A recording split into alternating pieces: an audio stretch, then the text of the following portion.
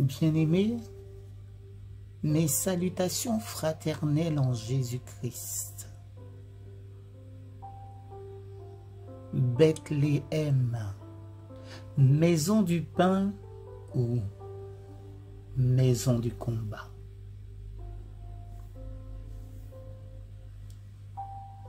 Bienvenue à la boulangerie céleste. Notre nourriture a pour titre, en ce jour, Religion du cœur, première partie. Mais voici l'alliance que je conclurai avec la maison d'Israël. Après ces jours-là, oracle de l'Éternel. Je mettrai ma loi au-dedans d'eux, je l'écrirai sur leur cœur. Je serai leur Dieu et ils seront mon peuple. Jérémie chapitre 31 verset 33. Nous qui sommes des êtres humains, nous pouvons établir et conserver avec des membres de la divinité une relation personnelle authentique. C'est là l'une des vérités les plus extraordinaires de la foi chrétienne. Cette relation se place au niveau du cœur. Cela signifie que les réalités divines s'éprouvent dans l'homme intérieur et non simplement à la surface comme cela se passe dans le cas d'une religion purement extérieure. Ce que nous sommes dans notre être tout entier est impliqué, et non seulement ce que nous professons extérieurement. Le chrétien de cœur est une personne qui laisse une impression durable. Ce que nous sommes importe beaucoup plus que ce que nous disons et faisons. Dans la Bible, le cœur indique une dimension en profondeur, la véritable personne que nous sommes à l'intérieur. La loi écrite sur des tables de pierre n'impressionne guère, mais la loi écrite dans le tout de notre être intérieur fait que nous sommes foncièrement spirituels et non simplement religieux, foncièrement honnêtes, purs, altruistes et pleins d'amour. Les 10 commandements qu'on peut lire sur l'un des murs de l'église ne manquent certes pas d'attrait.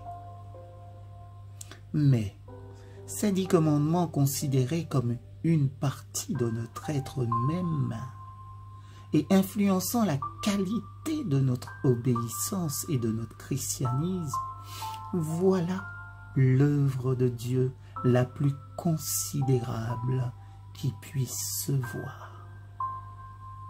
Je fléchis les genoux devant le Père, en sorte que Christ habite dans vos cœurs par la foi. Éphésiens chapitre 3, versets 14 et 17. Autrement dit, dans la vie intérieure, là où les pensées, les désirs, les motivations naissent, là où les affections ont leur source. Nous ne pouvons purifier l'eau d'un puits en repeignant la pompe. Nous ne pouvons purifier, oui, je le reprends, nous ne pouvons purifier l'eau d'un puits en repeignant la pompe. Nous ne pouvons habiller les arbres en hiver en y suspendant des feuilles. Ce qu'il faut, c'est un renouveau de la vie à la base. On ne peut opérer la rédemption de l'homme par des ajustements extérieurs.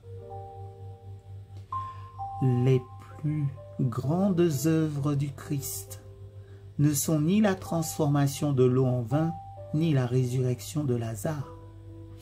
Ce sont plutôt Marie-Madeleine recevant un cœur nouveau et rendu pur pour toujours. Zachée le voleur devenu honnête, Pierre le lâche changé en homme courageux, Paul haineux et violent pourvu, lui aussi, d'un cœur nouveau plein d'amour pour le Christ. Des gens tout à fait neufs, au dedans comme au dehors.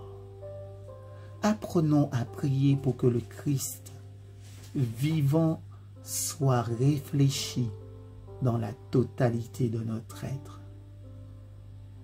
Il ne saurait se contenter de moins. Comment pourrions-nous nous arrêter à mi-chemin? Amen.